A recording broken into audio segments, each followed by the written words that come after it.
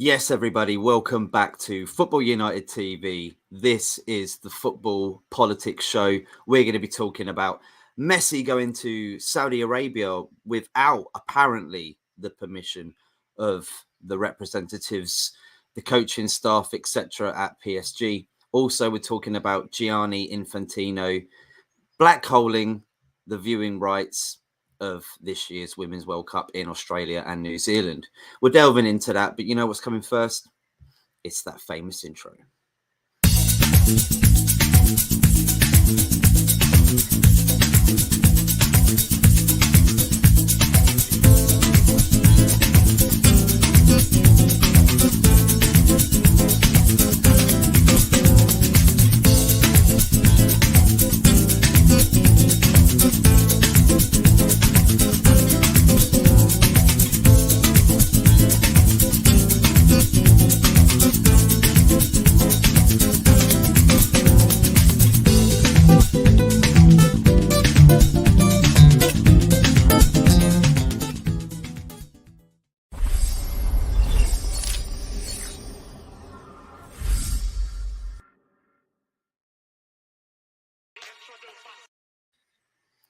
Yes, everybody, welcome back. Welcome back to the Football Politics show. Hope you're doing very well. It's actually a fabulous day where I am in the north of London. Hope everybody's doing good. And we're going to be discussing some very big topics today that are going around in the news. And first up, of course, you've probably heard about it. Messi taking a Saudi trip. And I think the PSG lost, I believe, 3-1 to Lorient in the league. They are still top of the league, and they're not too happy about it. Now, I think the reason why they're coming out saying they're not too happy about it and he didn't have permission, blah, de blah, is because he's going to probably be going this summer. And we'll discuss in a minute where I think he may go, he may not go. But look, from what I'm hearing, it sounds to me like Messi, before he signed the contract with PSG, said to the club that he has this representation, this ambassador role with Saudi Arabia, and that he will be able to leave from time to time to go and fulfill his duties because he's on a contract, if you want to put it that way. I'm not sure about the requirements of the contract, etc., but I know he's got to go out there to do certain things because he's on the payroll. I'm pretty sure. That's what an ambassador role is, right? So they would have known about this PSG. This would have been a part of his contract, allowing him to do this. And yes, we know there are political implications between Qatar and Saudi Arabia. We do know this. So this might be another reason why the club are not too happy about it. But they would have known about this. And probably throughout the last couple of seasons that he's been there, he would have been allowed to have gone. But because they lost 3-1, and the fact that he is probably going to be leaving this summer, most likely he's not signing a new contract, not a 1-year extension. They don't want it either, I don't think, to be fair. So he could be going. Let me just share some news with you. This is news from the BBC. So Lionel Messi suspended by Paris Saint-Germain for 2 weeks over Saudi Arabia trip. So I think if he does come back and does play a game, because I'm not sure, I think that'll be that's it. He's got 2 weeks out. I think they have one more game left at home that he could play in. So I just don't think it's really going to happen for him. But it says here, Argentina captain Lionel Messi has been suspended by Paris Saint-Germain for 2 weeks after travelling to Saudi Arabia without the club's permission this week. Again, I think the club knew about this. They say they didn't have permission. I'm pretty sure it would have been in the contract when he signed for PSG. Messi will not train or play for PSG during the period of his suspension. It is understood the 35-year-old asked permission to make this journey to carry out commercial work, but was refused. What I'm hearing on the line, on the grapevine, is actually he was allowed to go before the game, but because they lost in the style that they did against Lorient, who, let's be honest, ain't like one of the biggest clubs in Ligue 1, they were annoyed about it. And the fact that, it hasn't really worked out, has it, for Messi at PSG, to be fair? And even though he's kind of been like this really cool guy on and off the field throughout his career, his Barcelona exit was a little bit rubbish, let's be honest. And to be fair, he has conducted himself in a decent manner when he's been at PSG. He has. So at the same time, he's been much better than Lionel Messi, not Lionel Messi, Cristiano Ronaldo, let's be honest, right? So I definitely think this is all rubbish. This is the fact that the PSG owners are not happy with the way this is all worked out and the fact that he really does want to go somewhere else. Where does he want to go, though, people? Where do you think Lionel Messi wants to go next? I had this funny feeling that Pep might be able to lure him to the Premier League. Wouldn't you love to see Messi playing in the Premier League? Wouldn't that be amazing? Even at his age right now, because he's definitely going to the next World Cup. Argentina would, unless he retires, I still think he's going to be going to the World Cup next time. I definitely do. But where is he going to be going for his club? Could he be going to Saudi Arabia? Was this another reason why he went there? Not just for his ambassador duties. Maybe he's actually linking up, maybe going to sign for the rivals of Al Nassr. Yes, we know Cristiano Ronaldo has come out actually recently in the last couple of days. Things don't look like they're going too great. And I don't know. It hasn't really worked out. It has for him because he's got paid a hell of a lot of money. But when you're that sort of player and you're not as in the limelight as you used to be, I don't know. I think for him, really deep down, the money's great, but he wants limelight, doesn't he? I think Messi could go to Man City. I see that as a possibility. I really do. Let's see what the comments says here. We've got a comment. So shout out to everybody that's tuning in. Smash a like, share, subscribe. It's Niall. Big up, Niall. Where do you think Messi might go? Do you think it's his last game now for PSG? I certainly do. I don't think he's going to come back and play that home game. You hear about the jeers and the boos that he gets from all the fans. He's never really been used to that. You imagine like coming out from the academy, La Masia, in Barcelona and going through your whole career with the fans like supporting you and knowing about you, you're the whiz kid, you're the next best thing. And then going to, well, you know, like Paris is quite like that. The ultras are quite brutal. And you know what's going on in Paris anyway, politically. They love a bit of an uproar. So I don't think he's enjoying it. I'm not sure that, look, he's seeing out his contract at the end of the day. They don't want the 1 year extension. But where could he go? MLS apparently as well. People are talking about Inter Miami. What do you think of that? That's a step down though, surely? I thought he wanted to go to PSG because he wanted to win another Champions League. Yes, he knew he was going to win League, and who wouldn't if he went to PSG? Do you know what I mean at this time? BX Gunner 81, big up to you. Smash a like, share, subscribe if you can. He's playing in a charity league where the level of competition is awful. Of course, CR7 is miserable. Yeah, I know, exactly. Look, honestly, that's why we always say sometimes that it doesn't matter about the money. If you're not happy, you're not happy. And you know Ronaldo would trade all that money just to be like the number one in the Twitter feeds, etc., etc. He's that sort of guy. He's an egotistical guy, isn't he? Where Messi isn't too much like that, really. Do you see him in the media, Messi? It's usually him doing kick-ups or doing something else like football related. Like he's not really like going to restaurants and hanging out at bars and clubs and all that. Not the same. Ronaldo did do that. I'm pretty sure he did in Manchester. I think once he got with some Brookside. Was it not Brookside? What's that university program that everybody watches? It's like a soap opera. I can't remember the name of it. It's a northern thing though as well, and there was some nice looking lass on there, and I think he got with her during that point. I remember reading it in the paper, whether that's true or not, because that was probably before the days of like scrolling through your feeds and seeing all the news that comes out in the day like you do now. You know about everything today, didn't you? Messi prices himself out of any realistic chance at playing for something competitive in a top league. I don't know. Like I said, Man City would be one of the options. What would you think of Messi actually joining Man City? I'm pretty sure he could find some space in that team. It's a tremendous team. And if he wants to go and win a Champions League, say he has like a 2-year contract.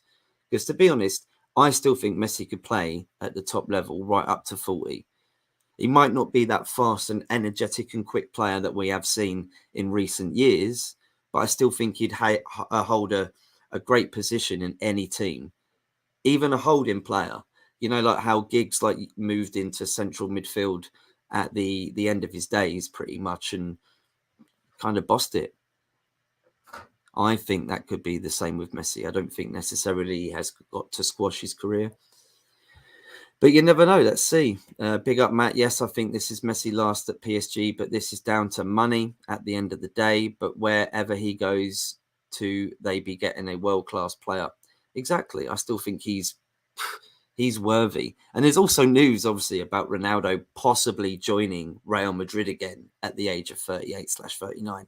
That's incredible. I'm not sure why Real Madrid would do that, because they were going the right way for me. They don't need to really go back to Ronaldo now, do they, at this age? They should have done that. If they wanted to do that, they should have done that when Juventus were giving him the throw. That's what I suggest. I think it's a bit too late now. I don't think that will happen, even though the reports saying that they would be willing to do that. So, look, if Real Madrid are interested in giving him another chance, another year at least, I don't know why. Real Madrid, like I said, were doing so well with the way they were running things. Kind of like Brighton in a weird sense. How they're scouting South America amazingly, bringing in like young talent. And if it doesn't pay off, they still make profit from it. Whereas they were just buying in like decent players and it wasn't really going the way they wanted to. And their wage structure was way too high. Similar to what happened at Barcelona. But see, the thing is, the Premier League can afford it because of the revenue that the Premier League gets all around the world, right? That's why Premier League can afford it. You probably get more money just coming up. I think you do actually, because it's the biggest, the most expensive football game in the world, isn't it? The Championship playoffs, right? So you get more money just for that than you do winning La Liga. Anthony says, I did read Ronaldo wants out of his new team. He's not happy there and wants to move. He has confirmed this too. Well, it would be a move anyway, because they don't want to extend the year contract. He is out this summer on a freebie, pretty much. So that's what I'm saying. But Man City, they'd go in for him. Pep Guardiola, he knows him. What? Other than that, it would be MLS. And I do think it would be a step down. He could step up. Things just ain't right at PSG. You got the Qataris looking at going to Man United. They feel like the PSG experiment hasn't really worked, and we all know that. They really wanted the Champions League. Yes, they made a final. They got close, but they need to sort out the league, to be fair, in Ligue 1. I think having Marseille and Lyon and Monaco just slipping down in the pecking order just ruins the revenue that they could get and that they used to get, because the French league in the 90s was really good. I remember Man United having to go and play Marseille, Monaco, etc. And I was scared out of my mind. I don't get scared at all now, like, honestly. And that says everything, really, doesn't it?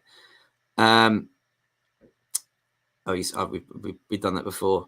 We've done that one as well. Thank you, everybody, for tuning in. Please smash the like, share, subscribe. So, yeah, I think, where is he going to go? I can't see it. Like I said, MLS. I can't. I still think he's going to be playing, and probably his last World Cup will be in, what is it now? 2.5 years away. It's quite crazy, isn't it? We just had a World Cup and it's 2.5 years away, and we've got the Euros next year. But yeah, I think Man City. I think Pep Guardiola and Man City will be looking at this, licking their lips. Can't see him going to Man United. I can't. So we'll move on to the next topic. Okay. Thank you, everybody, for tuning in. Please smash the like, share, subscribe if you can. And the next topic is FIFA President Gianni Infantino threatens Women's World Cup TV blackout. And do you know why that is? Because he thinks the evaluation of the certain companies that want to show this to the world pretty much on their stations, that it's not enough. I think it's 100 times lower than what the men's gets.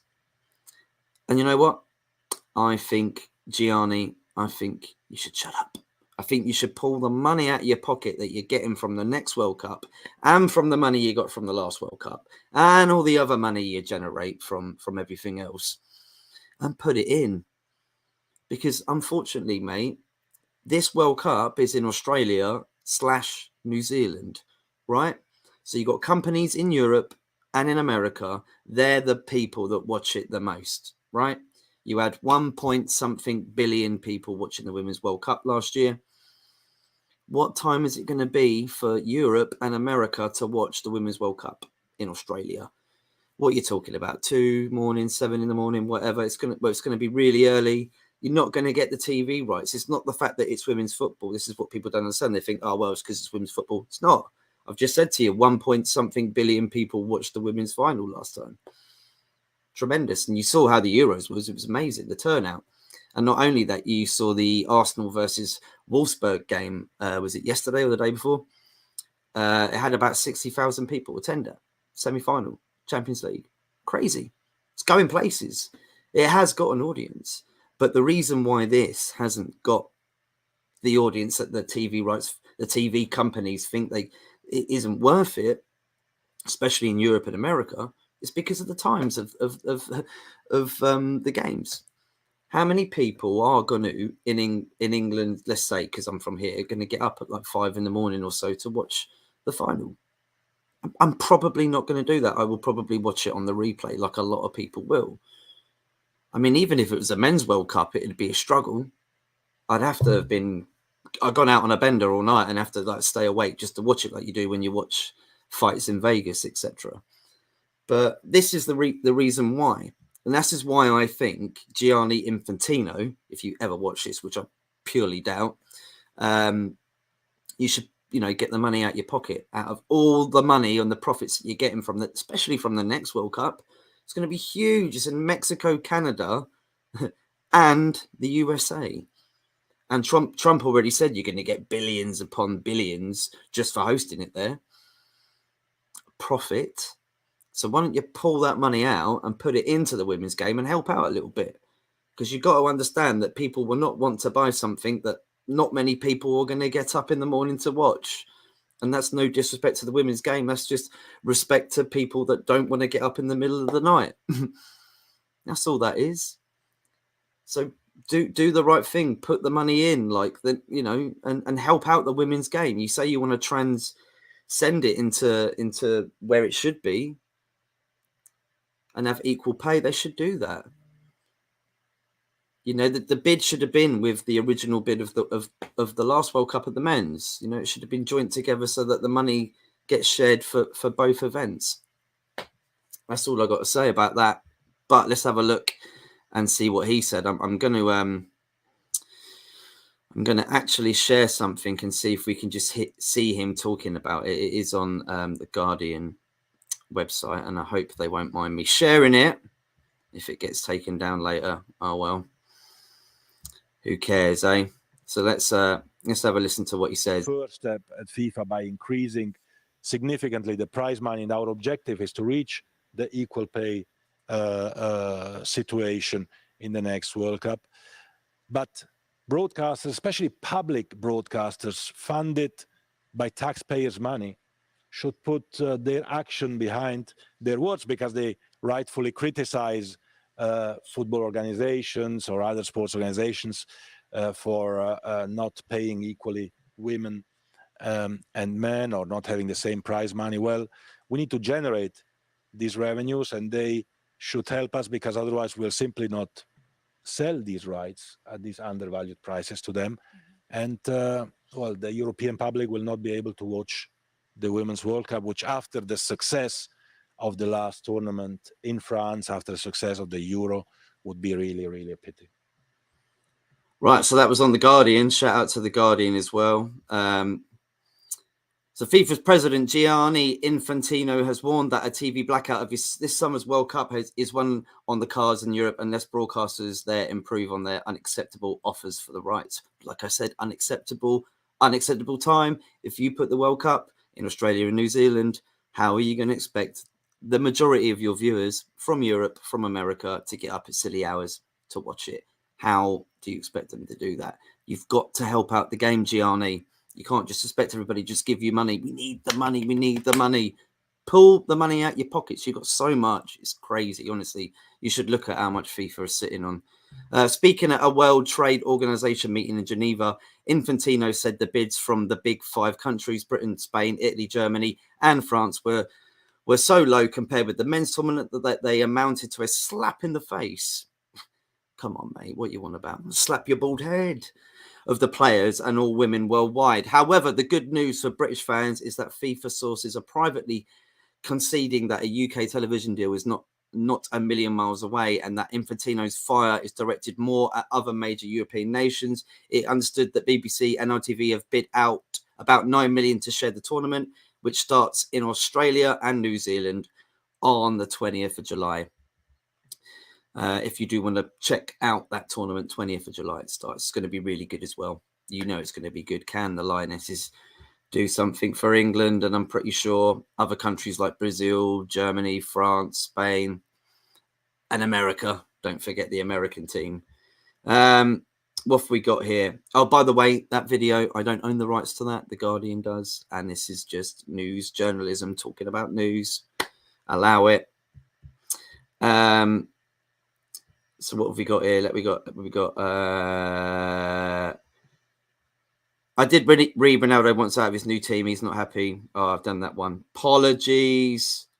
Anthony says, agreed, Matt. He should shut up and put up and also think of the money that these countries will get for it. People like but subscribe too, please. Yes, thank you everybody for tuning in. Statics here. Hey, Matt, keep up the good work. Thank you very much, mate. Bargav says, I'm sure Messi is going to have a hell of a vacation. I'm pretty sure he is. I know he won't be going to Argentina because that guy, when he walks around the streets of Argentina is mobbed like a Vita. Big up Static, Anthony, Herbert, BX Gunner 81. Yeah, so look, like I said with the Gianni Infantino situation, is what he's trying to do is he's trying to get as much as he can out of these TV companies because he thinks he wants equal rights, equal pay. But like I said, there's not many companies, unfortunately, that feel that they're going to generate a good income when the games are on at the times that they're on in Australia and New Zealand. And like I said, the majority of viewers are Europe and North America. That is pretty much it for me today. Thank you everybody for tuning in. It was just a quick one and I just wanted to try out a few new things.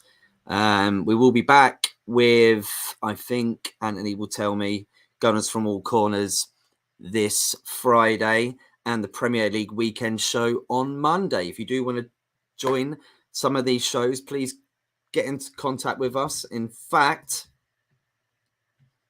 look below. We're on Instagram. We are on Twitter. And obviously here, Football United TV. Give us a direct message if you want to come on and chat football anytime. We are also bringing back the FITA show, which stands for Football in the Americas.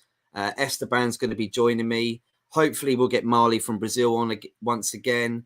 Michelle's going to be coming on too, talking about Liga MX and MLS. And I'm looking forward to it. And we've got some brilliant shows coming up for the summer. Transfer news, especially. We got a comment here. One more from Bargav. Would you be okay with Champions League final in Miami? Can't do it with Prem or group stages. You know what, Bargav? Yeah, I would do I'd do a Champions League game anywhere around the world. That's fine. I don't think you can do it with any other stage. Can you? Like, it has to be home and away. That is a big advantage in football. I know they wanted to take like a couple of the group games and they were saying, oh, well, you know, if Inter Milan and AC Milan, you could do that. Yeah, of course you could do that. But that's practically the only one. There's not many other clubs out there that share stadiums.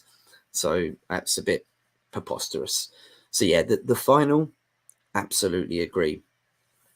And you also got to remember fans being able to get there, etc., etc. So you'd have to tell everybody at least before the start of the Champions League season that this year's final is going to be in bloody blah, so people can save up if they want to. And I think the semi-finals should be done 4 weeks before the final if it is taken away. So it does give people more time to book up, etc., and save money and be able to go. Because obviously it's like a couple of weeks, isn't it, after, which is not a lot of time for anyone to get from Italy to Miami, especially if you're, you know, a local, go to pretty much every game, spend all your wages, and then you've got 2 weeks to get the flight to Miami, and it's going to be expensive. So yeah, I do understand that. Yes, that's right. Let us know if you want to come on. Absolutely, indeed. I'm out of here. I'm going to probably go and get some chicken wings, have a couple of beers in the sun, enjoy the rest of my afternoon. I might do a United chat at some point. So just look out for that, because when I fancy doing a vlog, I'm just going to go.